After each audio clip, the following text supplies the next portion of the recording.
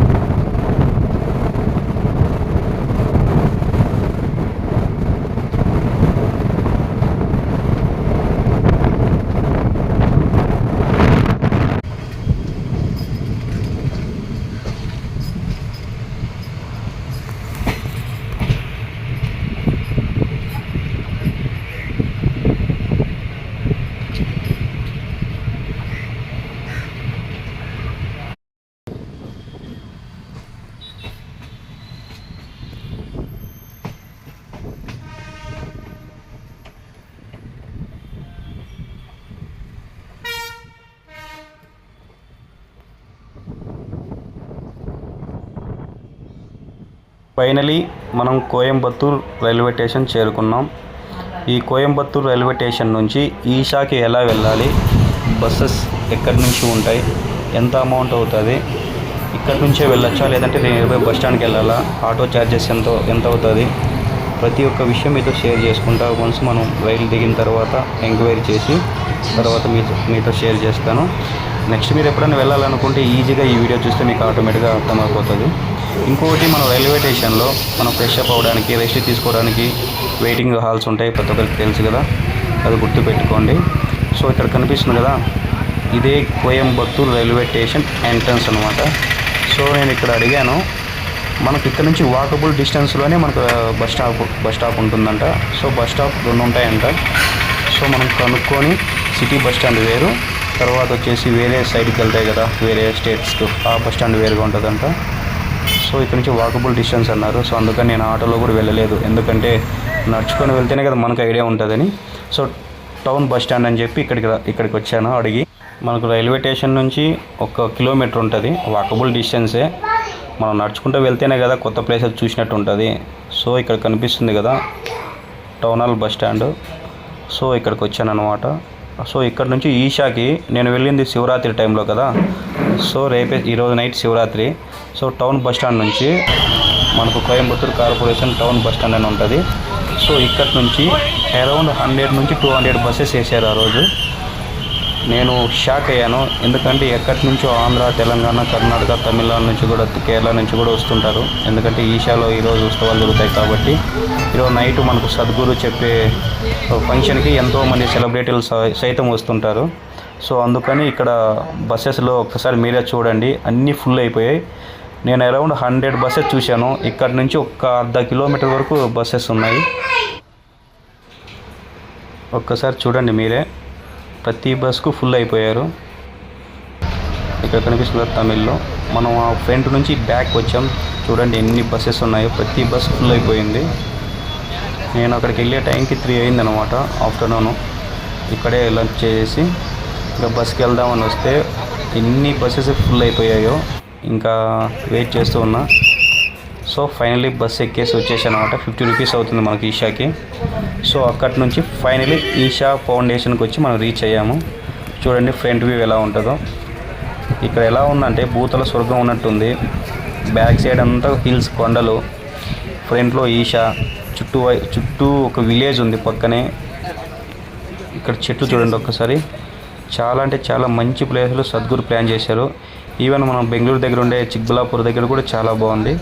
So మనకు ఈషా అంటే మనకు ఫస్ట్ గుర్తొచ్చే పేరు కోయంబత్తూర్ కదా. సో చాలా బాగుంది. ఒక్కసారి హిల్స్ చూడండి, సూపర్ అంటే సూపర్ ఉంది. అందులో మనకు శివరాత్రి కదా, ఈరోజు నైట్ ఫంక్షన్ ఉంటుంది కాబట్టి ఎంతోమంది సెలబ్రిటీలు సైతం వచ్చారు. ఈవెన్ అమిత్ షా కూడా మనకు వచ్చాడు, ఆ వీడియో కూడా మనకు ఉంది. తను కూడా మాట్లాడాడు, తను వచ్చాడు గెస్ట్గా. తర్వాత తను వచ్చిన హెలికాప్టర్ కూడా ఒకసారి మనం క్యాప్చర్ చేశాము. ఇక్కడ నుంచి మనకు ఫ్రీ టికెట్స్ ఇస్తారనమాట. ఫ్రీ టికెట్స్ మనం ముందుగానే కొందరు అమౌంట్ పెట్టి కూడా తీసుకుంటారు. సో మనం ఇంకోటి ఏమంటే మనం తెచ్చుకున్న బ్యాగ్లో ఏమీ ఉండకూడదు. ఈవెన్ పర్ఫ్యూమ్ కూడా వాళ్ళు తీసేసుకుంటారు. నాది కూడా పర్ఫ్యూమ్ కూడా తీసేసుకున్నారు. ఓన్లీ బట్టలు ఉంటే మాత్రం యాక్సెప్టబుల్. సో ఇక్కడికి వెళ్ళిన తర్వాత మనం క్యూలో వెళ్తే మనకు ఒక టోకెన్ ఇస్తారు. వాళ్ళు ఇచ్చిన టోకెన్ ప్లేస్లో మాత్రమే మనం కూర్చోవాలి. ఎందుకంటే ల్యాక్స్ ఆఫ్ మెంబర్స్ వచ్చారనమాట. ల్యాక్స్ చెప్తే మీరు నమ్మరు. నా లైఫ్లో నేను ఎప్పుడు చూడలేదు ఇంతమందిని. చాలా ఎక్కువ మంది వచ్చేసారనమాట. ఎందుకంటే ఈషా అంటేనే మనకు తెలిసిందే కదా, శివరాత్రికి భారీ ఉత్సవాలు. నేను ఫస్ట్ టైం రావడము, బట్ షాక్ అయిపోయాను అనమాట ఈ జనాలను. ఒక్కసారి చూడండి, అరౌండ్ 2 to 3 కిలోమీటర్స్ మనకు ఓన్లీ సెట్టింగే ఉంది. చూడండి ఎక్కడో ఉన్నాడు శివుని విగ్రహం, ఎక్కడో ఉంది చూడండి ఈషా. సో ఇక్కడ నుంచి మనం వెళ్తూనే ఉండాలి. సో మనం ఇక్కడే మనకు చెకింగ్ చేసుకొని ఇక్కడే మనకు టికెట్ ఇస్తారు. బట్ ఇంకో విషయం ఏమంటే లోపలే మనకు ఫుడ్ కూడా అవైలబిలిటీ ఉంటుంది, అమౌంట్ ఇచ్చి తినచ్చు. వాళ్ళు కూడా సర్టన్ టైంలో మాత్రం మనకు ప్రసాదం ఇస్తారు. సో వాటరు అన్ని ఫెసిలిటీస్ అయితే అన్నీ కంఫర్ట్గా ఉన్నాయి. ఒక్కసారి చూడండి, మనకిచ్చిన టికెట్లోనే మనం కూర్చోవాలి. సెలబ్రిటీలు సైతం వాళ్ళు ముందు వెళ్తారు, అంటే వాళ్ళకి ఇచ్చిన వే బట్టి కూర్చోవాలా. మాకు ఈ సైడ్ మనకు లాస్ట్ సైడ్ ఇచ్చారనమాట. సో ఆ ప్లేసెస్లో మనం కూర్చోవాలి. ఇంకో వేరే దాంట్లోకి వెళ్ళే కూడా మనకు అవకాశం లేదు. మనకి ఇచ్చిన దాని మీద మనకు ఒక టోకెన్ ఇస్తారు. ఆ టోకెన్లో ఒక నేమ్ ఇస్తాడు. ఆ నేమ్ బట్టి మనం అక్కడికే వెళ్తే అక్కడే కూర్చోబెడతారు. సెక్యూరిటీ గార్డ్స్ కూడా ఉంటారు. నేను ఎప్పుడు ఇలా చూడలేదన్నమాట. ఇంతమంది వస్తారు అనుకోలేదు. ఏదో శివరాత్రి నైట్ కదా ఏదో వస్తారనుకున్నా కానీ ఆంధ్ర, తెలంగాణ, కేరళ అక్కడ ఉంది కదా తమిరపాణి 8 అని చెప్పి ఇదే నా టోకెన్ నెంబరు. ఓన్లీ ఇక్కడ మాత్రమే నేను కూర్చునేకి నాకు అవకాశం ఉంటుంది. సో మనం కూర్చున్న తర్వాత సైడ్ వస్తే మనం తిరగడానికి అదంతా చూడడానికి కూడా చాలా ప్లేసెస్ ఉంటాయి. 8 అని ఉంది కదా, ఇదే అనమాట నాకు ఇచ్చిన టోకెన్ నెంబరు. సో ఓన్లీ ఇక్కడ మాత్రం ఓన్లీ ఫ్రీ టికెట్స్. మనం ఎవరెవరు వచ్చింటారో ఇటువైపు మాత్రం ఫ్రీ టికెట్స్. ఇంకా కొందరికి అమౌంట్ ఉంటుంది, కొందరు విఐపీస్ ఉంటారు, అవన్నీ మనకు తెలియదు అనమాట. సో అది సపరేట్ అంట. సో ఫైనల్ ఒక్కసారి మీరే చూడండి. ఇప్పుడు మధ్యాహ్నం 3 గంటలు అవుతుంది, 3:30 గంట అవుతుంది, 3:30 అవుతుంది. ఈ టైంలో కూడా ముందుగానే నైట్కి ఇప్పుడే అందరూ వస్తున్నారు. అక్కడ ఎండ కూడా చాలా ఓవర్గా ఉంది, అయినా కూడా శివయ్య దర్శనం కోసం అందరం వెళ్తున్నాం. ఇక్కడ వచ్చి ఫుడ్ కోర్ట్ మనం ఇప్పుడు చూసాం కదా, దానికి ఇటువైపు కల్లా సపరేట్గా అరౌండ్ ఒక 1/2 కిలోమీటర్ ఉంటుంది ఫుడ్ కోర్టు. మనం ఇక్కడ అమౌంట్ ఇచ్చి తినచ్చు, కూర్చోడానికి కూడా ప్లేస్ ఉంది, వాటర్స్ ఫెసిలిటీ ఉంది. But heavy cost. But fact మాట్లాడాలనుకుంటే అక్కడ తినడానికి అవ్వట్లేదు, ఎందుకంటే దుమ్ము, మనం ఏం తిన్నా కూడా దుమ్ము అవుతుంది. చూడండి హిల్స్ ఎలా ఉన్నాయో, చాలా అంటే చాలా బాగుంది. అప్పుడప్పుడు లైఫ్లో ఇన్నట్టు ప్లేస్ చూసినప్పుడు ఏదో ఒక తెలియని ఆనందం, ఇది మాత్రం నిజం. ఎందుకంటే మనకు తెలియని కొత్త ప్లేస్కి వెళ్ళినప్పుడు అక్కడ కల్చర్ మనకు తెలియదు, అక్కడ వాళ్ళు ఎవరో మనకు తెలియదు, మన లాంగ్వేజ్ వాళ్ళకి రాదు. సో ఫైనలీ మనం ట్రావెల్ చేస్తాం కదా, ఆ ఆనందం మనకి ఎప్పటికీ లైఫ్ లాంగ్ గుర్తుంటుంది. సో ఒక చిన్న నా మెమొరీ ఈ వీడియో రూపంలో నేను బంధించుకున్నా. ఎందుకంటే ఎప్పుడైనా చూసినా ఆ ఆనందం వేరు కదా, అది చూసిన క్షణం మనం ఆ రోజు చేసిన ఎంజాయ్మెంట్ అనేది మన కళ్ళ ముందు కనిపిస్తుంది.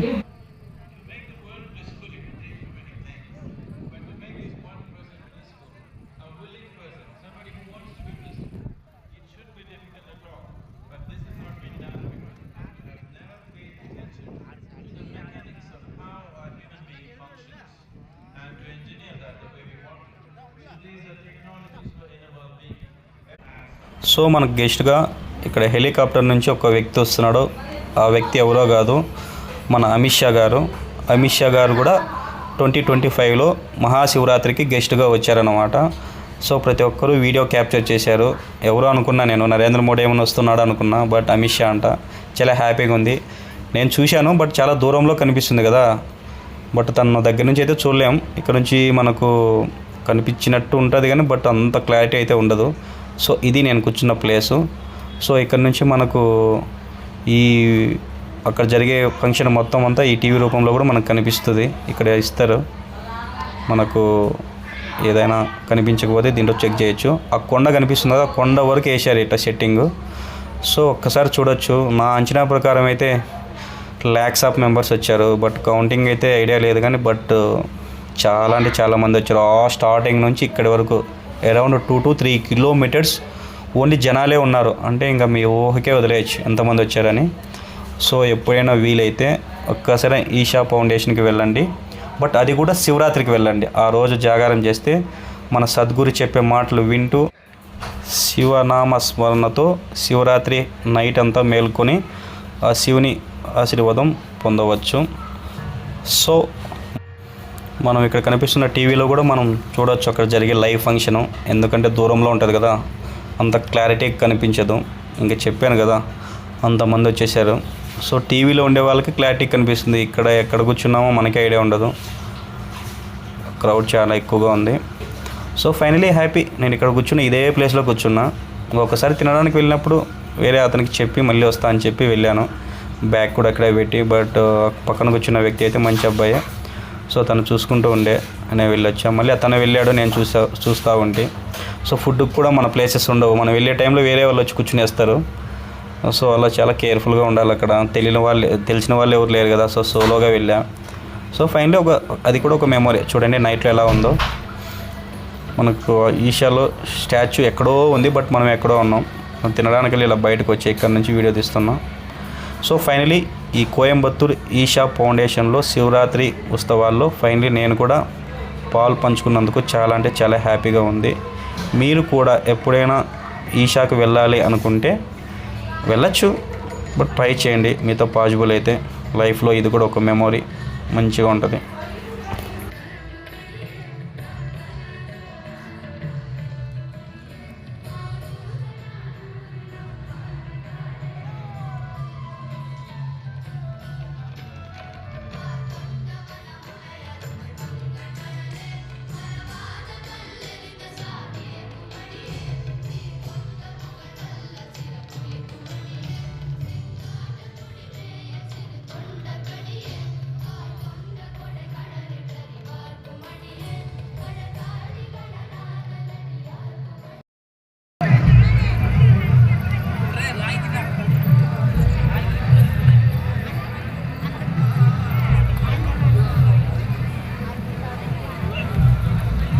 నైట్ మొత్తం మేలుకున్న వాళ్ళకి మనకు సద్గురు కోటి రుద్రాక్షలు శివుని దగ్గర పూజ చేసి ఆ రుద్రాక్షలు మనకు ఈషా ఫౌండేషన్ ద్వారా మార్నింగ్ 5 o'clockకి అందరికీ అందజేశారు.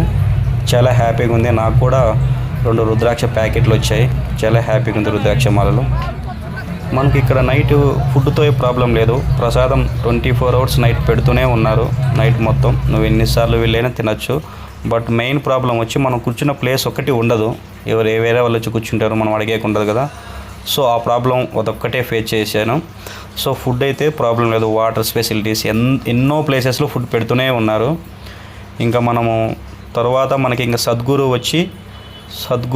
మనకు శివనామ స్మరణతో ఆ నైట్ మొత్తం శివరాత్రి రోజు మేలుకున్నాను. హ్యాపీగా గడిచిపోయింది.